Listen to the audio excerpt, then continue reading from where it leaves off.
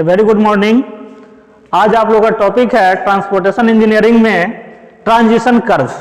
उसके बारे में मैं आप लोगों को बताऊंगा ट्रांजिशन कर्व होता क्या है, उसका यूज कहाँ पे है एंड उस पर न्यूमेरिकल बेस्ड प्रॉब्लम एग्जाम में कैसे आते हैं।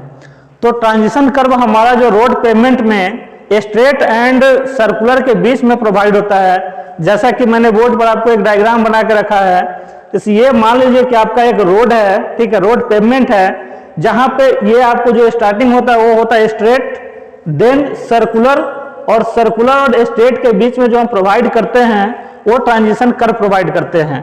क्योंकि जब भी कोई रोड को हमें स्ट्रेट से सर्कुलर में ले जाना है तो डायरेक्टली हम बिना ट्रांजिशन कर्व की हेल्प से नहीं ले जा सकते हैं। उसके लिए मुझे ट्रांजिशन कर्व का जरूरत पड़ता है, इसलिए वहां पे उसका यूज होता है।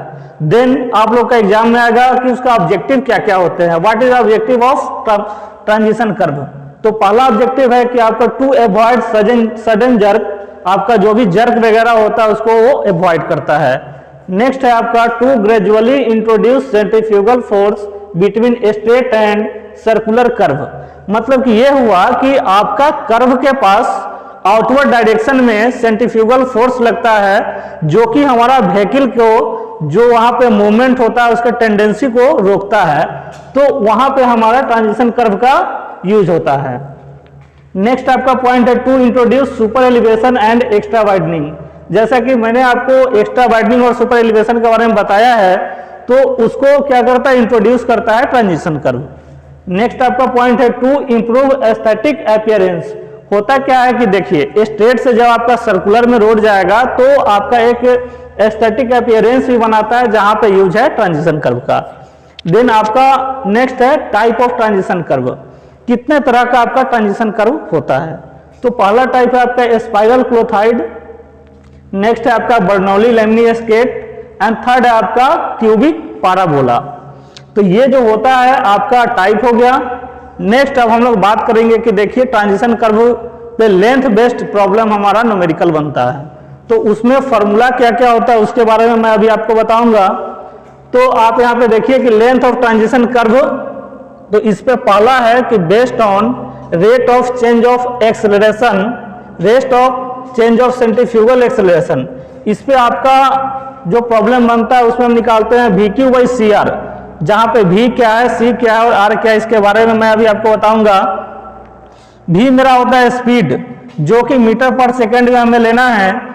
सबसे पहले क्वेश्चन में आपको दिया रहेगा kmph में, देन आप उसको आप चेंज करेंगे, किलोमीटर को पर आवर में करना है मीटर पर सेकंड में, तो आप 5/18 से आप मल्टीप्लाई कर देंगे तो चेंज हो जाएगा आपको मीटर पर सेकंड में। नेक्स्ट आपका जो c है rate of change of centrifugal acceleration है, जहां पे c का देखिए जो वैल्यू होता है वो 0.5 से लेकर के 0.8 के बीच में लाई करता है। लेकिन आपको अगर IRC के नॉर्म से अगर निकालना है तो c का भी एक फॉर्मूला होता है 80/75 प्लस डिजाइन स्पीड। तो आप यहां से निकाल सकते हो c का वैल्यू। तो c का जो मैंने अभी बोला आपको, c का वैल्यू 0.5 से 0.8 मीटर पर सेकेंड क्यूब के बीच में वैल्यू लाई करेगा। तो ये तो आपका हो गया पहला।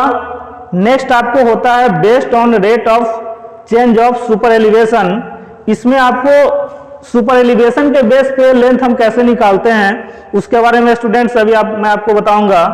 तो पहला इसमें होता है कि पेमेंट जब मेरा इनर एज के अबाउट जब रोटेट करता है तो वहां पे एक फार्मूला होता है, और जब पेमेंट मेरा सेंटर के अबाउट रोटेट करता है तो वहां पे एक फार्मूला होता है। तो देखिए इनर एज के अबाउट जब रोटेट कर रहा है पेमेंट तो वहां पे एल एस का फॉर्मूला होगा EN W + WE, जहां पे आपका E जो होता है सुपर एलिवेशन है। N के बारे में मैं आपको बताऊंगा। देखिए यहाँ पे सारा डिस्कशन है, तो उससे पहले आप जान जाइए कि जब आपका सेंटर के अबाउट पेमेंट रोटेट करता है तो फॉर्मूला क्या होता है। तो एल एस का फॉर्मूला होता है EN W + WE/2। यहां से आप सेंटर के अबाउट जब रोटेट करेगा तो आप निकाल लेंगे। तो यहां पे देखिए 1/n जो है वो rate of change of super elevation है, जहां पे आपका प्लेन एंड रोलिंग टेरन जब देगा तो इनका वैल्यू जो आप लेंगे 150 लेंगे, और अगर आपका हिली एरिया दे रहा है या हिली टेरन दे रहा है तो इनका वैल्यू आप 60 लेंगे। और ई आपका सुपर एलिवेशन है जिसका वैल्यू 0.07 है, और ई निकालने का फॉर्मूला होता है we square by 127R।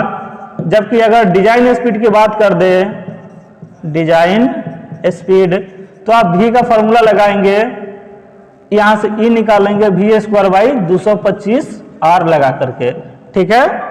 Then W E आपका एक्स्ट्रा वाइडनिंग है। चलिए मैं इसका भी आपको फॉर्मूला बता देता हूं। इसका फॉर्मूला होता है NL square by 2R plus V by 9.5 root under R, जहां पे NL स्क्वायर बाई 2R को हम मैकेनिकल वाइडनिंग बोलते हैं और V बाई 9.5 2 अंडर R को हम साइकोलॉजिकल वाइडनिंग बोलते हैं। तो ये दोनों को मिलाकर के हम एक्स्ट्रा वाइडनिंग निकाल लेंगे। तो जब एक्स्ट्रा वाइडनिंग निकल जाएगा तो यहां से हम LS निकाल सकते हैं सेंटर के अबाउट और इनर एज के अबाउट। देन आपका 2 कंप्लीट हो गया। तीसरा आपका होता है इंपेरिकल फार्मूला। इंपेरिकल फार्मूला पे आप कैसे length of transition curve find करेंगे, तो उसके लिए देखिए आपका पहला फार्मूला है 2.7 वी स्क्वायर बाई आर, जहां पे ये जो भी है ये आपका KMPH में रहेगा, और ये जो फॉर्मूला है ये आपको प्लेन एंड रोलिंग टेरेन के लिए अप्लाई होगा।